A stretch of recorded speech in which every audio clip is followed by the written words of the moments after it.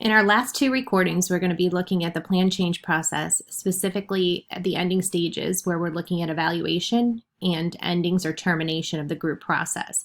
So remember, as we think about evaluation, we really need to be thinking about this at the beginning of our group process. What do we want to have accomplished? What types of goals do we want either for the group members or the group itself?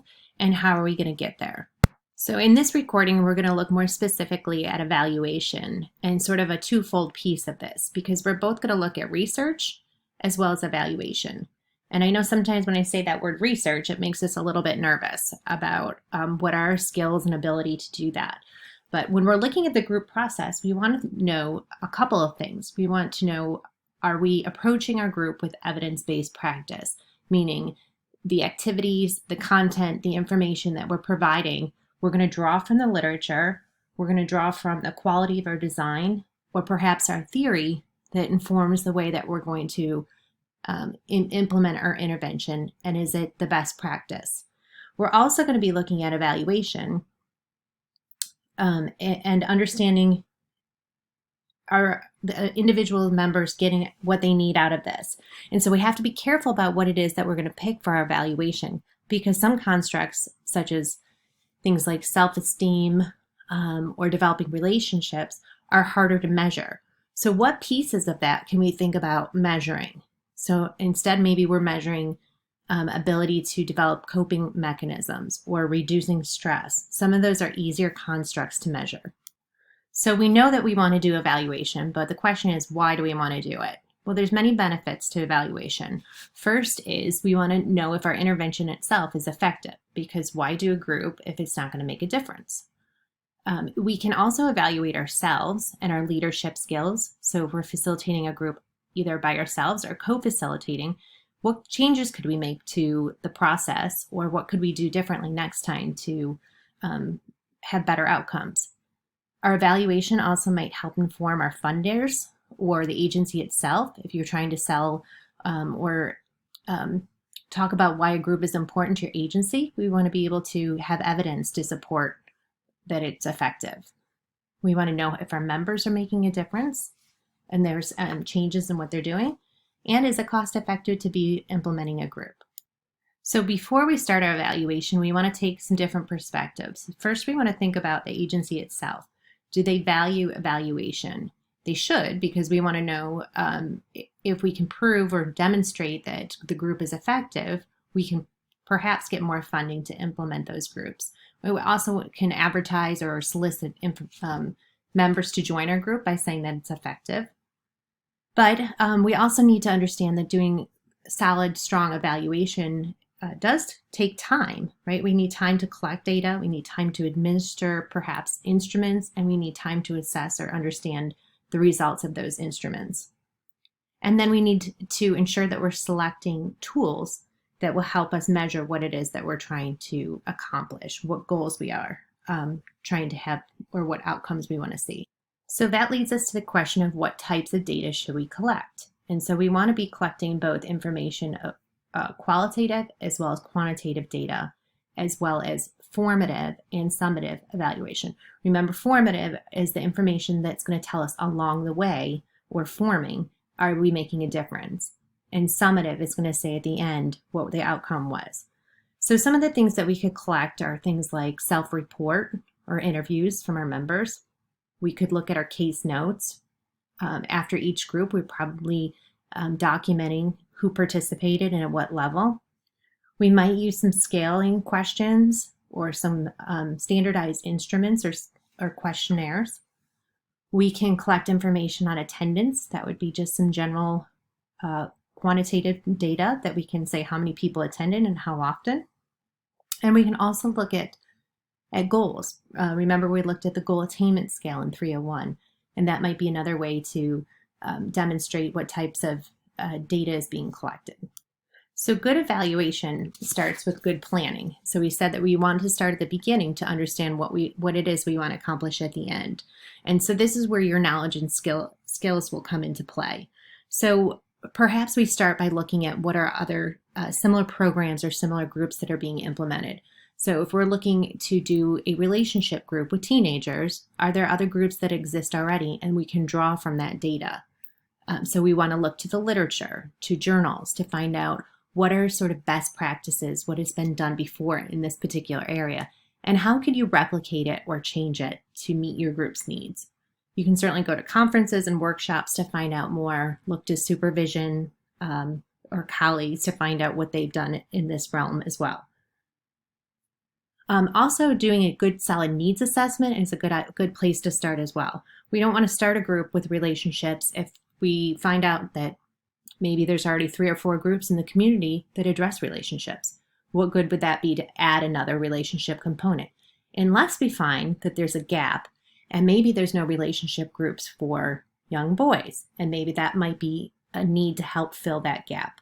We can monitor the progress of our group in a couple different ways. And this we talked a little bit last week in the plan change process when we were talking about moving into the working stages and starting into evaluating our members. So as we move into evaluation, we want to think about how can we monitor a group from the worker's perspective. So these again are things like observing group behaviors.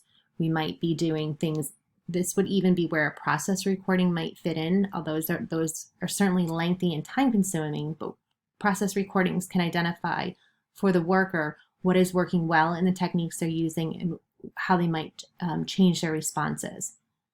We also want to monitor the group members, so doing self-report, check-ins, or self-monitoring.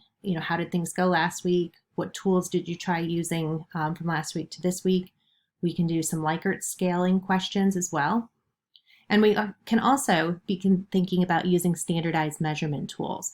So if we were measuring a specific construct, we could maybe think about doing a pre and post type measurement as we set up our group. We could also use measurement tools at the end to get feedback from our group members. So we might deliver an evaluation tool at the end of the group, similar to your IDAs, which by the way are coming up, but it gives you feedback about how the group process worked, and that can be really informative for you as a group facilitator to find out what worked well, what things you might change. So what are some things that we want to think about when we think about picking out a standardized measurement tool? We want to consider things like, is the tool reliable? Is it measuring what we want it to measure? Is it valid? Is it going to give us consistent results? And is it measuring the construct that we would like to know more about? So other things that we can think about is the instrument accessible? Is it easy to use? Are you going to self-administer it, or is this something that your group might administer in person on their own? So we can think about giving a pre-test as group members come in, and then maybe a post-test. So we consider whether we want to do that right within the group or maybe before they actually enter the group. So here's an example of an assessment tool that I found that might be appropriate for a caregiving group. Obviously, it's a caregiver assessment tool, but if you have family members that are coming to group to maybe perhaps learn how to take care of their parents or grandparents, or a family member who might have dementia or Alzheimer's, we want to see if the tools that they learn in the group are effective. And this particular tool states that it's going to be mailed to the individuals and that they should return it in a self-addressed stamped envelope. So we want to think about the administration of the tool. And so I'm just going to scroll through this a little bit. You can take a peek at what some of the questions are.